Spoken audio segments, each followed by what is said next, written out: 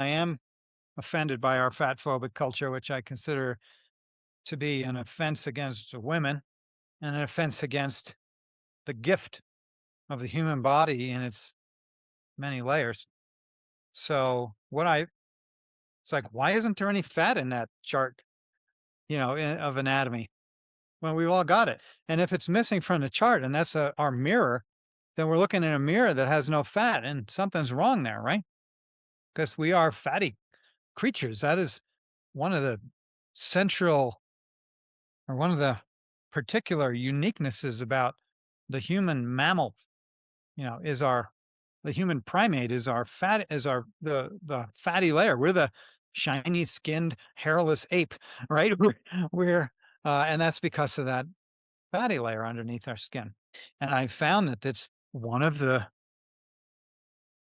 characteristics of human variability is the differences in the thickness of our fatty layer from one area of our body to another, from one time in our life to another, and from one person to another.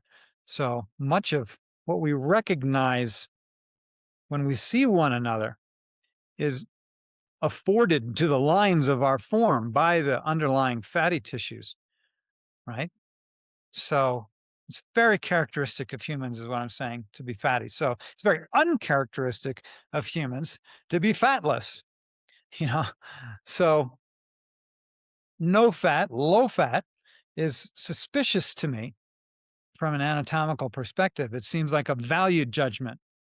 And besides, they just take all the fat out of that product and put it in another one because that's actually what fills you up and tastes good.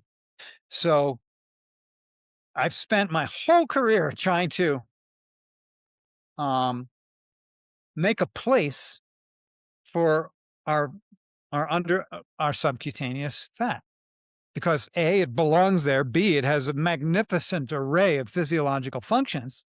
It's a huge endocrine organ on our body. It's viscera at the surface. It's part of our metabolism.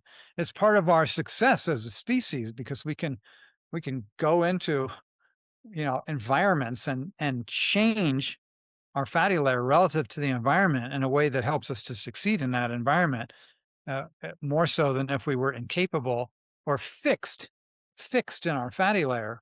We actually have a very variable, morphable fatty layer. That's an incredible resource as well.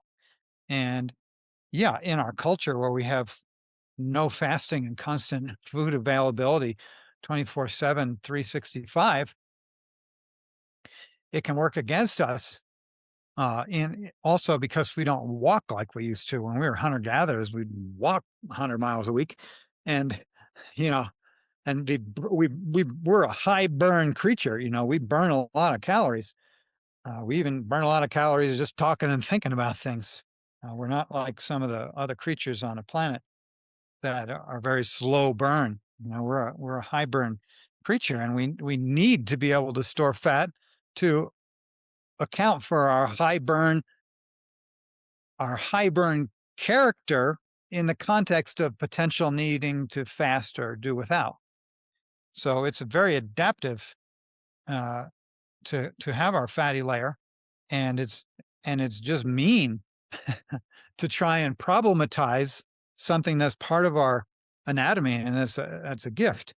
I'm not saying we can't have pathology in that layer. We can have pathology in any tissue of our body, and we certainly do have pathology in that layer. But to pathologize the layer per se, you know, as if it shouldn't be there, as if there's no healthy version of it, or as if there's one healthy version of it and all the other versions of it are unhealthy and should be disparaged. And we should be cruel to those people and consider them moral failures if they have more fat on their body than another. Say, actually, yeah, we'll see how much of a failure they are when the shit hits the fan and you're skinny and hungry and they can outlast you by several months. Speaking of Suddenly resilience, right? Suddenly yeah, exactly. Suddenly that person is very resilient, so it's very context based. Um, and it's also super interesting. I mean, I'm astonished myself that I find it incredibly compelling even after 30 years to dissect that layer. I'm still learning about it. It's bottomlessly interesting. It's highly innervated. It's a sensory layer. It's not actually. It's not designed that way, the general physiology, which is very variable, you know, throughout our species. And you could line up 1,000 people and but don't show their faces and just say show their torso and line up 1,000 people and put them sort of in array from very low fatty deposition to higher fatty deposition. I guarantee you wouldn't be able to tell men from women along that array. We would have to break down those categories because we're so there's such a great continuum of the distribution of fatty tissues throughout the bodies of our species. And I tend to think when think resilience and ability to take the different challenges in life.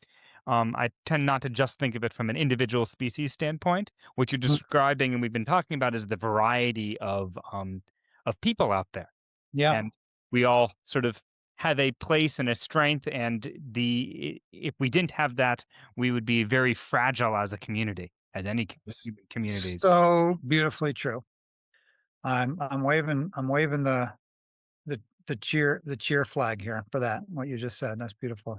Additionally, I would add that, like, I know people who've struggled with obesity their whole life, and then as they reach their 90s, they're struggling to eat enough and maintain their body fat. And it's like, wow, I'm so glad you had that reserves of obesity that you were beating yourself up over for years. Because had you not, you might not be alive still. Like that. Well, exactly. It's crazy. What count? I remember this was very disappointing to me. I was at the bodies exhibit in South Street Seaport in Manhattan. I think that's where it was. I don't know if it's still there anymore, but the bodies exhibit was kind of the knockoff exhibit done by one of Gunther von Hagen's proteges and began to compete with him. And that's, they didn't have a permanent body worlds exhibit in Manhattan. They had the bodies exhibit, which was a different company basically. And I went through that exhibit and failed to see any representation of this thing that I've been dissecting my whole career. And also at that point, I hadn't seen any of the subcutaneous adipose. Well, it turns out that you really can't preserve it very well because the lipids go rancid, right? Or they need to be they don't survive the chemical processes that they put the tissues through to plastinate them. And so at that point, there hadn't been any plastinated fatty tissues. And so I went through the whole exhibit and didn't see any fat. I was like, well, this is hardly a representation of the human form if there's no fat. And then there was one model at the exhibit, and it was a cross section of the human body. And in that cross section, there was a minimal complement of fatty tissue that you would expect on any human form who was generally trim, maybe this thick or something, right? And they identified it as fat and then had a like an 8 paragraph long screed decrying obesity. So that the singular representation of fat in the entire exhibit was there to mock and deride it, And basically. it wasn't even pathological fat No, by any no, it stretch of the was imagination. no, not by any stretch of the imagination.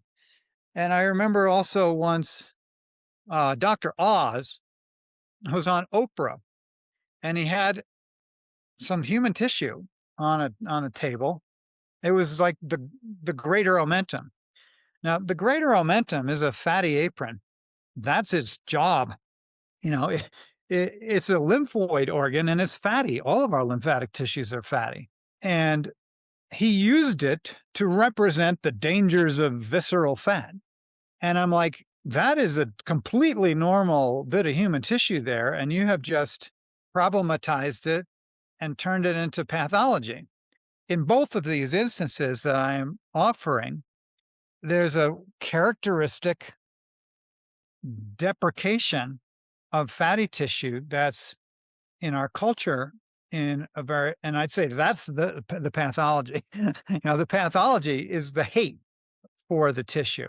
Because how are you going to enter into a meaningful relationship with something that you've been taught to hate? You can't. And that's from that rises the pathology. In other words, when you've been alienated from your own body through hatred for an anatomical layer that ain't going anywhere ever for the history of time, then you're going to end up with a distorted relationship with it. And that can manifest in anorexia or bulimia. That can manifest in um, all kinds of body dysmorphias, either self hatred because you have fat or a pathological elimination of it, right? Are all, to my mind, cultural artifacts of a pattern of hatred that's actually been marketed in order to sell weight loss reduction, gym memberships, uh, uh, you know, and the idea that everyone should be in a size 2 dress So kind of pisses me off, you can tell. So